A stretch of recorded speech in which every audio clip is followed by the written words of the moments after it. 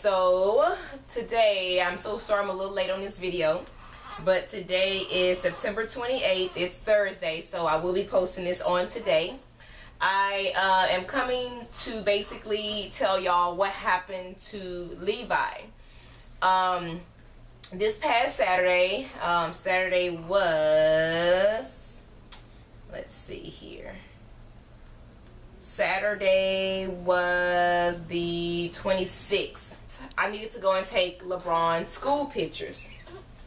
And so, really? So we went to go take LeBron's school pictures. And we went and got our food. We get almost home and LeBron is kind of like, well, Levi is sneezing. He's up or whatever. And at first I didn't pay really no attention to it because, you know, the way he sneezed like really, really, really light. So he'll go, shoo, shoo. It's really light. So anyway, we didn't think nothing of it or whatnot, and we were like, okay. So when we got to the house, I backed in and I got out and I said, let me just check on him because it just something that was just in me that said something wasn't right. So I opened the door, the side where Lenix was instead of LeBron. So Lenix and then Levi and then LeBron. That's how they were sitting. And I looked past Lenix and I seen, bless you, Lenix. And I looked past Lenix and I seen Levi and he was breathing like this. Like that. So hubby was like, oh, he just has the hiccups or whatever. And I said, that's not hiccups. And I said, something's not right. I got him out of his seat. I told LeBron, I said, hurry up and get out the way. I got him out and I held him in the air and I held him like this. And you see how his body's doing now? He wasn't doing that. His whole body was limp. Arms was limp. Everything limp. Nothing was moving. And it scared me half to death. So I was like, Levi, like that. His eyes was like this, like barely shut. He was not responding the way he should. And y'all know this is Mr. Hurricane, Firecracker. You know, he's always extra. So I race upstairs and I, bring him inside and he still wasn't. I put an arm up like this. The arm just went down. Y'all heard it sneeze? See? Woo! Bless you! And so, it was nothing like that. As you can see, that's a sneeze. He was more like, and I was like, oh my God. So anyway, I'm in the house with him. And I kept trying to move his limbs. He wasn't responding. I turned him over thinking that maybe, was it some saliva or something? Maybe he's choking. I didn't know what to do, y'all. I was panicking. I was freaking out. He wasn't responding. And so I told hubby, I said, dial. He had just made it upstairs. I said, dial 911 right now. And he was like, what? I said, no, dial it 911. So he dialed 911. The lady on the dispatcher or whatever, she was like, tell her to change his diaper, see if that works, blah, blah, blah. And I was like, at that time, I was like, she kept naming things. I said, no, I'm not doing this. I'm not doing that. That's not what it is. So I said, you know what? Diaper change. That might be a good one. Because every time I change his diaper, he screams and hollers. Like, every time. There's not one day that he doesn't. So anyway, I brought him to the changing table. And I changed his diaper. It was full of poop. He had just pooped, I guess. And because right before we left, we changed him and we fed them. So he had just pooped. So I changed him, and while I was undoing his diaper, he did not move. He did not respond or jump or anything. I wiped him. While I was changing him, he did like poop more while I was, changing him, but it wasn't like, hey man, hey. It wasn't, he wasn't pushing. Like there was no muscle movement of his that showed that he was pushing. and it felt like it was just coming out, and that freaked me out too, because you know, when somebody passes or something like that, which I know he, you know, was still breathing and everything, but they have like their last little, you know, bowel movement or pee and stuff like that, so it scared the crap out of me. So I wiped him, changed his diaper, everything was limp. Legs, he didn't restrict me. Normally he's twisting and turning. Y'all seen the pictures of him before on Instagram of how alert he's always is, and even when he's asleep, he's not sleeping. Like I told the doctors and the paramedics, you know, I'm like, when he's sleeping, he got one eye open, one eye closed. He don't miss nothing. Like, he literally, like, very seldomly he sleeps, like with his eyes shut, closed. So anyway, paramedics get here. We're like next door to the paramedics and the helicopter for, you know, life-saving events. So anyway, they come and we get like all kind of paramedics and ambulance people from everywhere. We had like 10 men in our house, okay? Paramedics came finally. They said put him on the couch somewhere flat. Put him on the couch. They started, you know, listening to him, put him on a monitor, seeing what was what. They were like, yeah, he's, you know, very lethargic, blah, blah, blah. They was talking about everything, and they was like, well, you know, is he maybe just had a bottle, he's full? And I'm just like, look, I know my child, you know, that's not him. Something is not right. So they said, we're going to go ahead and take him in. What hospital do you want to go to? So after they did everything they needed to do, and they looked at him, and, you know, he was just not really responding right. And the way his breathing was, it was like, and it's like, what would cause that? He wasn't outside, you know, it's like nothing had changed. So anyway, I'm panicking. So the paramedics was kind of like, we can take him to Kingwood Medical Center. As y'all know, if y'all have been following me since the beginning, that's where I delivered my twin girls. And me and my husband both vowed that we would not have children or even go to that hospital, because every time we have to go to that hospital, it brings back those old memories, and it's like you just don't trust people there anymore. And it doesn't matter who it is, it's the name, you know, you work at Kingwood and y'all made some very bad decisions on me and my children, and I feel like I am not going to put these children in y'all's hands. You know, that's just not what I'm going to do. So for about 5 minutes, we're going back and forth with the paramedics trying to figure out what we're going to do. And he was like, well, we can go down to, you know, the women's hospital where you delivered, if that's where you want to go. However, you know, think about it, it's a 30-minute ride compared to an almost 8 to 10-minute ride, you know, where they can just kind of assess him. So me and hubby agreed. We're going to go ahead and just, you know, get him over there to Kingwood, let them kind of assess him, get him on the monitors, look at, you know, run everything, make sure everything looking good and stuff like that. Hi, Levi. Hi, Levi. Hi, Levi. Yeah, he's laughing at my hair. They think my hair is like amazing, I guess. So anyway, hi, man. Hey. And so I ride in the ambulance, of course. They put him on the stretcher. They put him like in this little harness thing. Hubby and LeBron and Lenix are in the car behind, and we're scooting down. We got the lights on, and we're scooting down the highway. We get there, hurry up and get him in.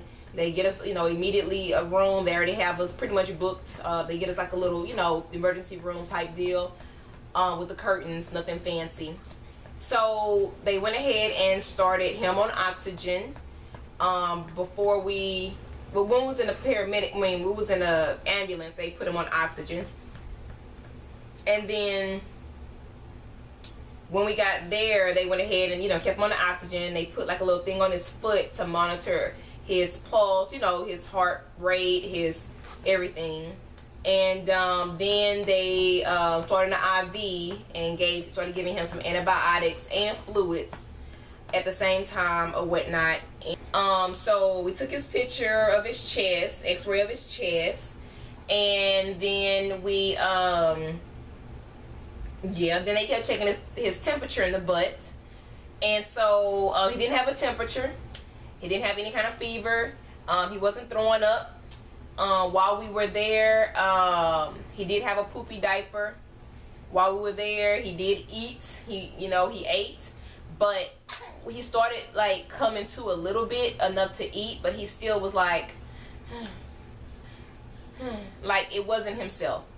So anyway, the doctor that was there, you know, I can't say they were rude or mean, but the first doctor that came in, we explained to them that we had lost kids there and we didn't even want to be there. However, we need them to look and see what's going on with our son. So he looks at everything and he's like, you know, we're gonna look into everything and blah blah blah. He was like, you know, it could be that he has a infection, or it could be that he has pneumonia, or you know, they started naming all these things. Bless you. They started naming all these things, huh? All these things, yeah. And so, bless you, Lenix. So anyway, once the doctors were getting ready to switch shifts, so another doctor comes in. He's like, I heard everything. I'm sorry. Bless you. I heard, you know, about your loss as well, and I'm so sorry that, you know, it happened here. He was like, but I'm gonna, you know, take as best care as I can. And all the nurses was like, I've been here 20 years plus, and blah blah blah blah blah. And I'm just like, I don't care if you was here since the beginning of time. I don't care if you was here at the day after Eve. You're like, I don't care. Like, that don't make a difference to me. So anyway, the next doctor comes in and he looks at the x-ray, I guess, and he comes and says, it looks like Levi has pneumonia. And I look at him and I said, pneumonia? I said, how? My baby doesn't go anywhere. Nobody really, rarely comes here. When they do, it's not a big crowd. You know, I make sure they're not sick. I tell them to wash their hands. I don't let them kiss on them, lick on them, you know, do all this stuff. So it's like, how does baby have pneumonia? And how does he only have pneumonia and nobody else has pneumonia? Well, you know, it happens and blah, blah. I said, okay. I said, all right. I said, whatever. And so this doctor here kept saying, you know, we're going to go ahead and we probably get him into NICU. Ooh, carpal tunnel. Probably get him into NICU. NICU? You're not my baby in that NICU. Are you crazy? Oh, you out your doggone mind? You gotta be kidding me. I'm not putting my children in no doggone NICU where the last time my child was in NICU, my child passed away because y'all was not proactive. Instead, y'all want to wait and do the wait and see approach, and then wait and see killed my daughter. Are you kidding me? I'm not putting my child in y'all doggone NICU. And I'm looking at him like he crazy. And he said, I understand. I said, do you really understand? Yes, I do. I said, oh. I said, so you've had a child that was in here and died? No, what I mean by understand is that I understand having a child in NICU. I said, is your child dead? No. I said, so you took your child home, right? Yeah. I said, well, you do not understand. And in my mind, I'm like, you do not keep telling me you understand. You can definitely say, I apologize that you had a bad experience, or I'm sorry, something of that nature. But don't say I understand when you clearly haven't understood or went through the pain that we went through, right? Right? Yeah. So, and hubby was like, after everything, he was like, I was so scared I didn't know what you was gonna say, because I just went off. One thing you don't do is you don't sit here and tell me you understand or this and that, and I was once in your shoes and this and that. Your child is at home. My child is 6 feet under. Don't sit here and tell me what you understand and what you don't understand. I was like, no, they don't go that way. So anyway, look how you're looking at me.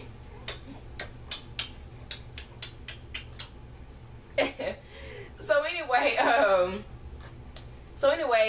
my husband told them, regardless of, because at first we was kind of deciding what we were going to do. It's like, should we go ahead and just keep them here, or keep them here? It was like, because the other place is downtown, this one here is around the corner from where we stay. So it was like, wait a minute, okay, here I come.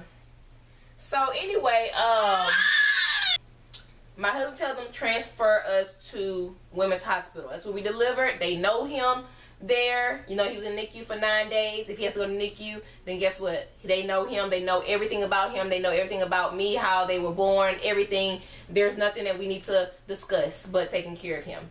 So we, that was about, let me see. So this all happened about maybe 3-ish, 4 o'clock. And then by the time we got there, it was about maybe 6 something, 5, 6. And then the ambulance came to transport me and Levi at 9 o'clock. hubby, Lenix, and LeBron went ahead and came home. Paramedics come. We get in the car, whatever, the ambulance. And the lady that was in there, I was telling her, you know, about our experience there, and she was like, I'm so glad that you left. She said, because it's not a good hospital. She was like, it's not a good hospital, for one. She was like, it's not a good hospital for newborns, number two.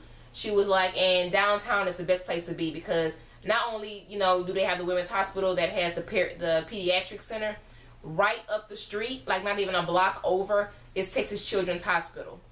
So if push comes to shove, if it was something, you know, that sickly or that wasn't so acute, then of course we would have, you know, brought him there. So we went over we got there, me and him, and they rushed us in. We had a room immediately.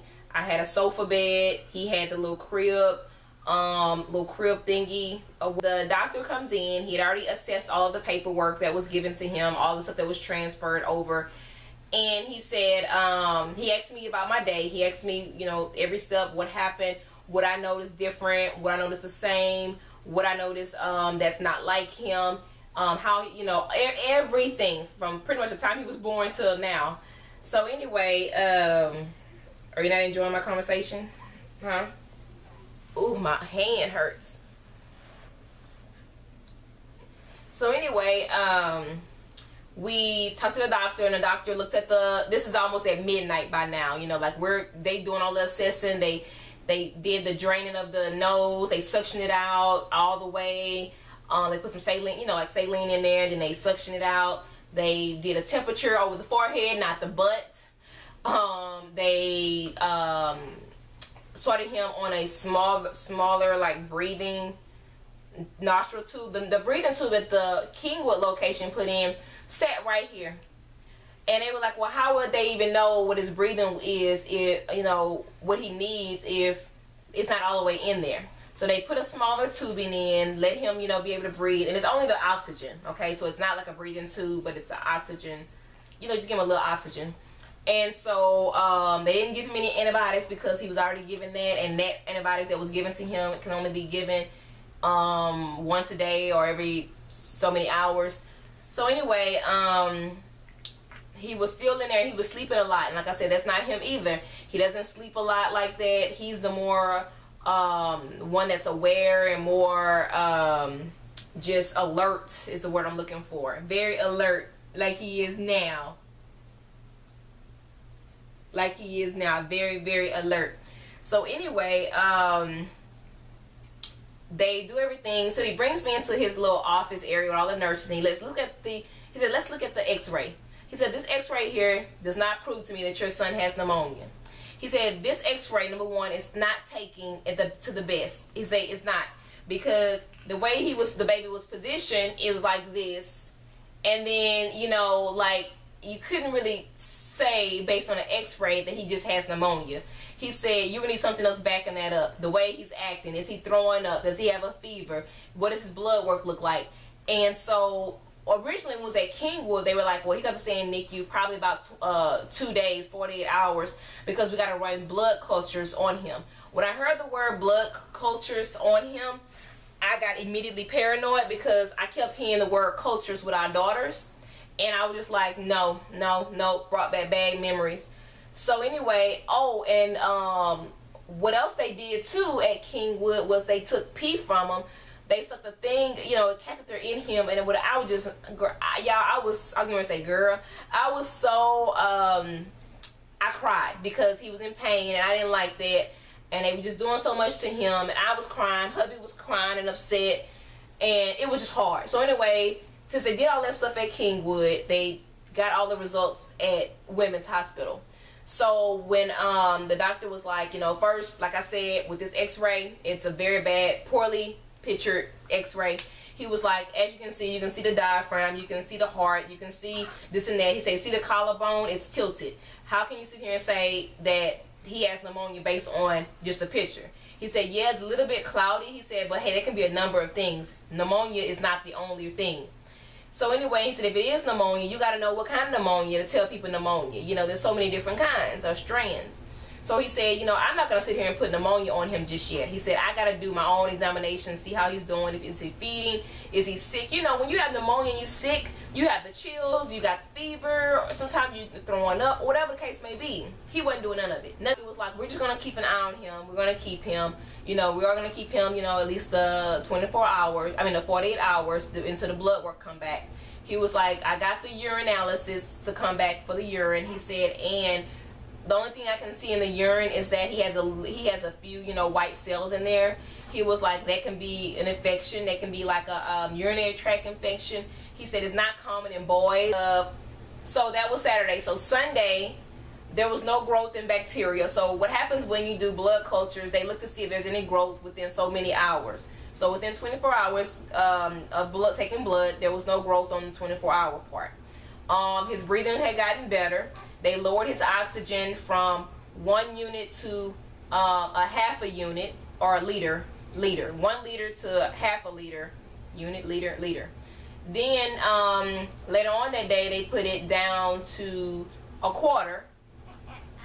And then on Sunday night at about 9 o'clock, they went ahead and took him completely off the oxygen because his oxygen always was at 100. He never was under 100. They just did that because of how he was breathing. They took off the oxygen, and the doctor was like, well, I'm going to be leaving tomorrow, so I won't be here on Tuesday, but you will have a new doctor, or I'm sorry, it was Monday. You have a new doctor on Monday. I'm not going to be here, but I will tell him everything and this and the third. And he was like, and so he was like, so once that other blood work come in, then, you know, we'll think about, you know, letting you go. He said, but I don't think Monday, maybe Tuesday. So anyway, the new doctor comes in. We talked to him. He said, you know what? He's been doing good. Blood work shows no evidence of no bacteria, no infection, no nothing. They really could not explain why he had this little hiccup.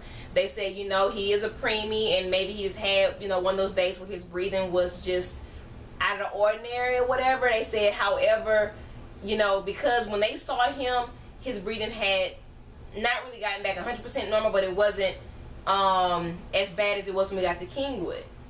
So anyway, they really couldn't tell, you know, by looking at him. He said, you know, you have the healthiest kid in this pediatric area. He was like, so, and they really didn't come and visit us that often because he was not sickly.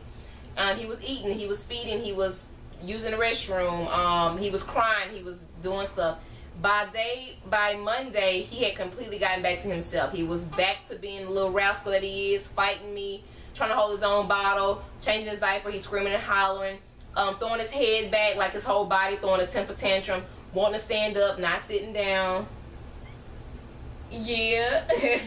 And he was doing all of that. So he was back to his normal self, you know. So I told them, you know, he's normal, he's back.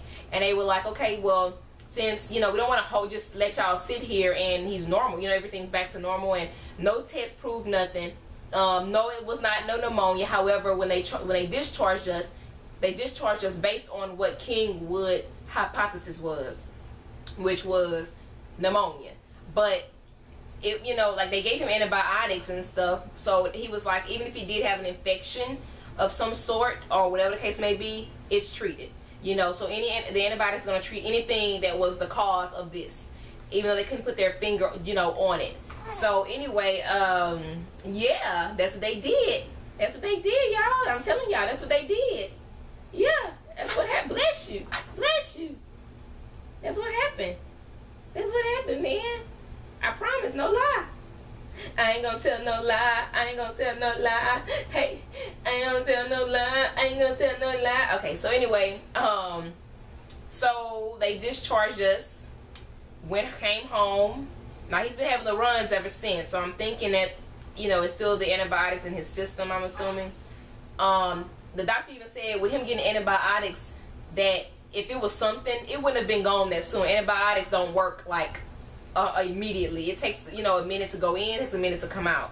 So he was like, he was like, I'm just kind of boggled at what it might have been. At first he thought maybe it was a virus, but because he wasn't showing signs of a virus, he was still eating. He wasn't, oh, what's wrong with that leg? Oh no, what's wrong with that leg? What's wrong with that leg, Forrest?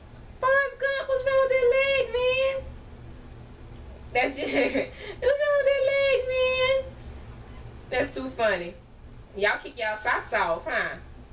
So anyway, long story short, praise God, thank you Jesus, we came home on Monday. All of you that was on Instagram saying you were praying for him, thank y'all so much. As you can see, he's 100% back to himself now.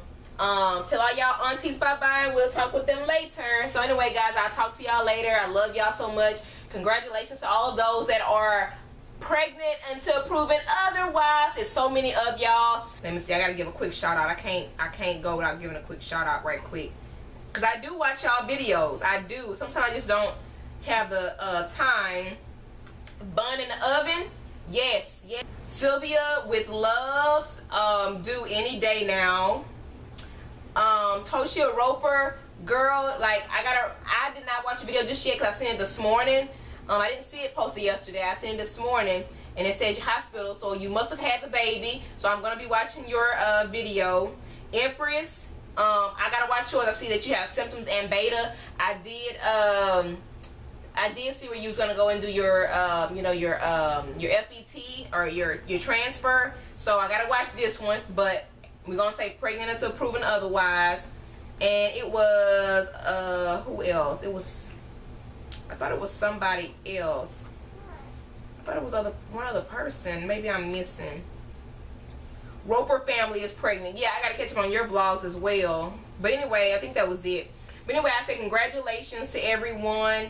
Oh, hanging with the home yards. I just started watching her whole video, her journey, whatnot. It's been a rough one, and I'm just so happy that she did her transfer. So everybody's pretty much pregnant until proven otherwise, or just having their babies, or having retrieval for their eggs and stuff. Like, everybody's like getting there. So I'm definitely praying, sending out some good thoughts out there for everybody. Again, thank you so much for sticking with us through our journey. This mama has to get her day started and get to folding and cleaning and cooking and twerking. And so forth. So be looking for a new video soon, because they have made 1 month. They are past 1 month. But anyway, guys, I'll talk to y'all later.